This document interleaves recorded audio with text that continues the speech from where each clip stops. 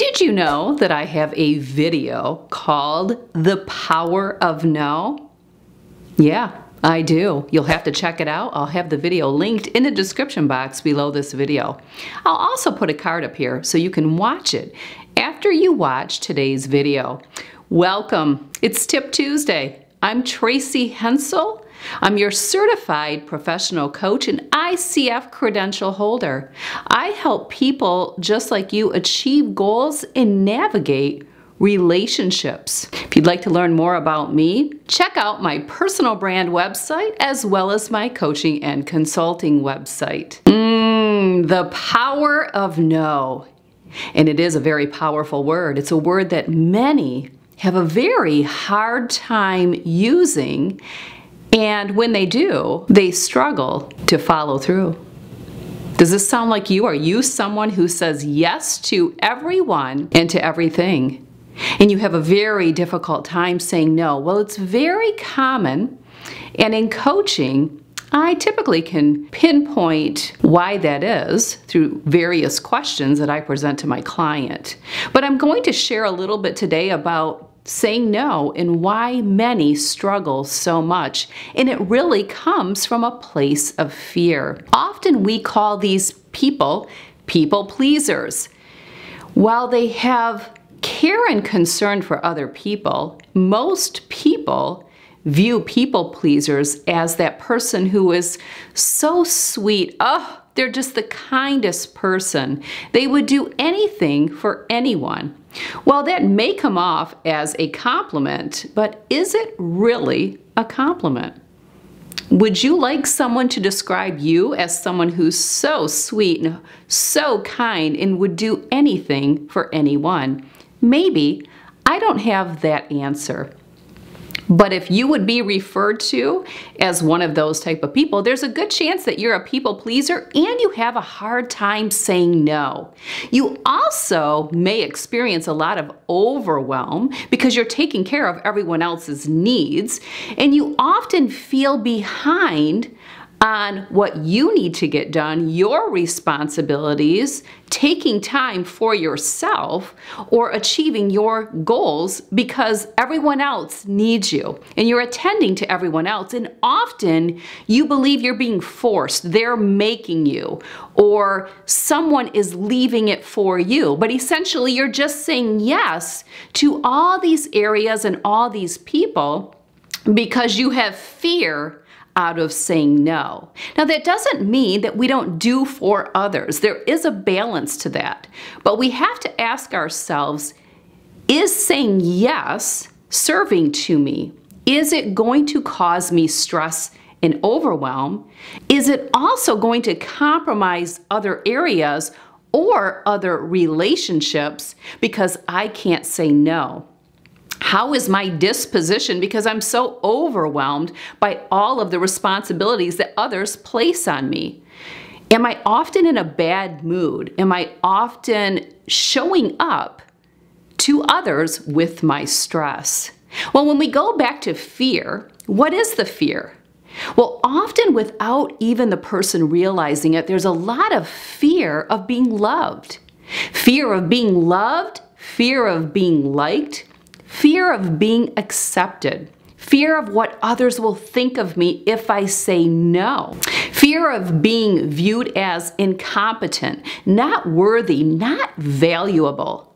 Does any of this make sense or resonate with you? There's a good chance that it does. This comes up all the time in coaching with my level 4 people pleasers. Now again, a lot of care and concern for others, often you're the big sweetheart, right? But at what expense? At what expense? I don't have that answer. In coaching, we'll find out what the expense is.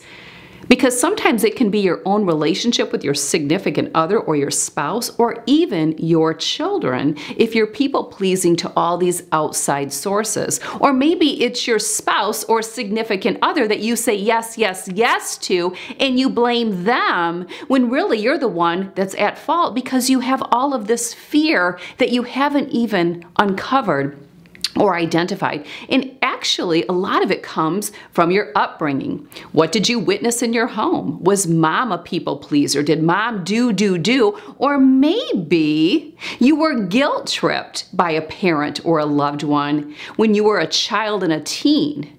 If you aren't doing for me, then I'm stressed, or I'm stressed because of you, or you're the one putting me in a bad mood because you're not doing everything you need to do. And therefore, the people-pleasing tendency erupted because the message that you actually digested was, if I'm not doing for you, you don't love me. And while you know your parents or that loved one loved you deep in your core, the message that you picked up was that if I'm not doing for others, I'm not loved, I'm lazy, I have no worth, I have no value, I'm incompetent. It happens all the time and it shows up all the time, and it's probably not serving you. So I want you to ask yourself today, where am I struggling, or who am I struggling to say no to, and what is compromised in the process? Also, when I do have to say no, I have a huge song and dance as to why. I have to completely explain myself, and I feel terrible about it. I have witnessed this. I have text messages from people that have said how terrible, how awful they feel because they can't do something. That's a real problem when you feel that terrible or awful. It's okay, you had something else going. It happens, it's okay. Wow, take a deep breath, right? These people, although very sweet and kind because of all their care and concern for others and showing up for everyone but themselves, yeah, everyone else benefits. And often people know you'll say yes, so they're going to go to you because you say yes to everything. You also can be very vulnerable to get caught up in other people's drama, because if someone comes to you with something that's dramatic going on in their life, they know you're going to listen. They know that you're going to sit back and you're going to give them the feedback that they're looking for because you fear of not being loved and not being liked. So you get caught up in other people's drama. Is that serving you? How caring and considerate is that?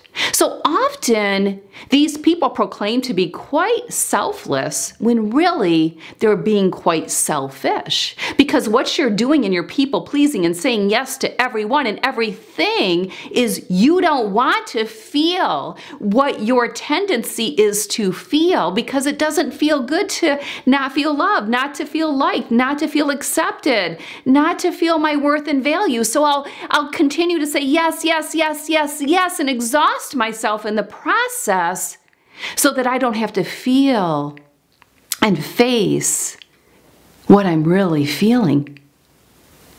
What I'm really feeling.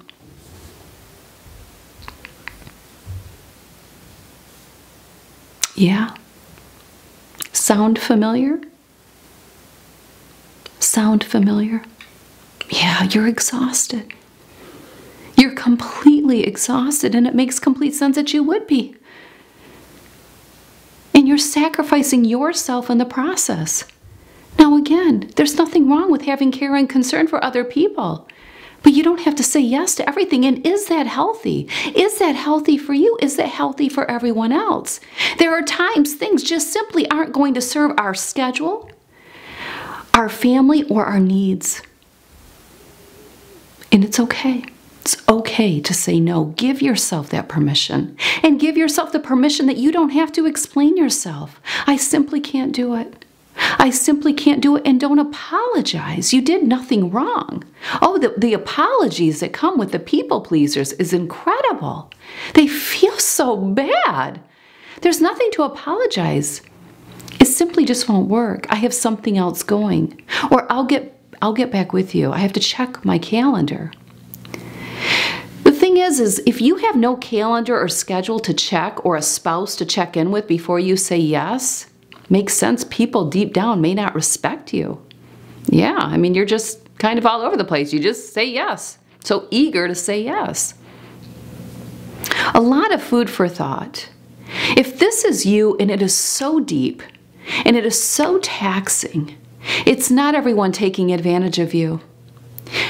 They're believing you. They're believing you for showing them who you are. I'll say yes to everything. I'll be there for everyone. I'll be that lending ear. They're just believing you. You can't blame them. The work comes with you. The work comes with you. I would love to help. I would love to help. Well, I have a lot of videos in the library on topics such as this. And I do a lot of coaching in this area because it is so prevalent. It is so prevalent. And while in coaching, we don't spend a lot of time in the past, so much of what you're doing today and how you see yourself, how you see others, and how you see the world is a result of so many things from your past. So we have to bring that to the surface. But in coaching, it's all about what you're doing and where you're at today and where you want to go. And if you can't do it on your own, and you need someone to help take you on that journey and help you to challenge your biases, challenge your limited beliefs, take that Band-Aid off and let those scars open up so that you can be the person you desire to be, the person you aspire to be. Love to help. Love to help. Thanks for being here.